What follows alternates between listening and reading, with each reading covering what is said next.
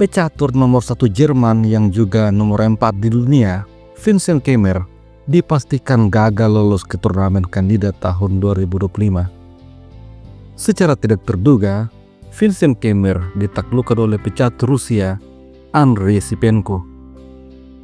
Permainan dimulai Keimer dengan kuda F3, pembukaan reti, pembukaan yang dapat bertransposisi menjadi pembukaan lain. Setelah B5, G3, King's Indian Attack, lalu kuda ke petak F6. Setelah gajah fianchetto E6, Keimer rokade amankan raja.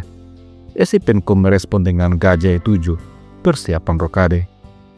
Keimer kemudian mendorong D3, mempersiapkan gajahnya untuk keluar, lalu Sipenko rokade. Setelah kuda ke petak C3, pion C5, lalu E4, tantangan pada center. Sipenko merespon hal ini dengan pengimbangan kuda C6. Selanjutnya, pion A4, lalu D4. Kuda mundur kembali ke petak asalnya.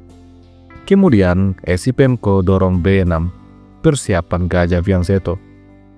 Kuda A3, gajah fianchetto, lalu gajah F4. Dengan demikian, benteng tidak bisa menempati petak B8 dan menteri tidak bisa nongkrong di petak C7. Andrei Sipenko kemudian membalas dengan pion A6, membuat kuda putih juga tidak bisa nongkrong di petak B5. Setelah itu, H4. Keimer yang wajib menang mulai mengambil inisiatif untuk menyerang.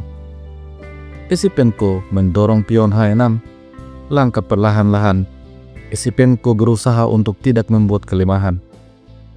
Selanjutnya, Keimer kembali mencari ruang. Menteri E2 menghubungkan kedua benteng. Setelah itu, benteng E8 shadowing pada menteri. Di posisi ini, tekanan untuk wajib menang membuat Keimer mendorong pionnya ke petak C4. Ini membuat pion D menjadi lemah.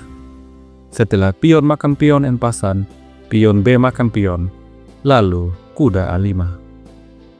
Gajah fianchetto diaktifkan. Pada posisi ini, Keimer mendorong pion C4, lalu kuda mundur D7. Setelah itu, pion E5. Dengan demikian, petak F6 dan juga D6 dikontrol oleh pion.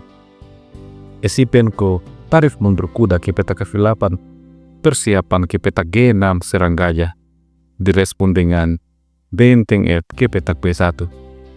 Setelah itu, menteri C7, benteng A siap untuk aktif. Keimer kemudian tarik mundur kuda ke petak C2, lalu benteng A ke petak P8, serang pion. Selanjutnya, gajah serang kuda, tapi kuda C6. Kemudian gajah C3. Di posisi ini, Sipenko mendorong A5, bersiap menempatkan kudanya nongkrong di petak B4. Merespon rencana itu, Vincent Keimer tempatkan kuda di petak A3, persiapan serang menteri. Selanjutnya, kuda B4, menekan pion. Di posisi ini, kuda B5 serang menteri, maka menteri D7. Pion putih terancam 3 kali. Pada langkah selanjutnya, Vincent Keimer membuat jebakan. Benteng D1 membiarkan kuda makan pion. Apabila hal itu terjadi, maka kuda E1 putih akan unggul.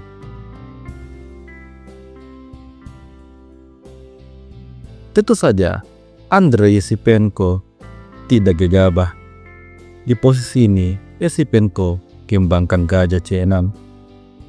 Dan sebenarnya putih masih unggul. Langkah terbaik untuk putih adalah raja ke petak H2.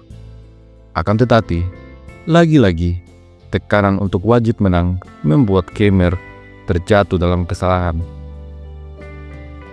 Di posisi ini, Vincent Keimer mendorong pion D4. Pion makan pion, benteng makan pion, tapi menteri ke petak B7. Setelah benteng G4, pion usir benteng. Benteng kembali, dan gajah serang benteng. Andrei Sipenko mengaktifkan seluruh perwira-perwiranya secara maksimal. Khmer kemudian tempatkan kuda di petak B6 serang menteri, tapi gajah makan kuda. Benteng makan gajah, benteng makan benteng, dan pion makan benteng. Sampai pada posisi ini, keduanya seimbang. Esipenko kemudian merespon dengan langkah terbaik, F6. Langkah ini membuat pergerakan perwira-perwira putih semakin terbatas. Fischer Khmer selanjutnya tarik mundur kuda ke petak E1, menantang pertukaran gajah.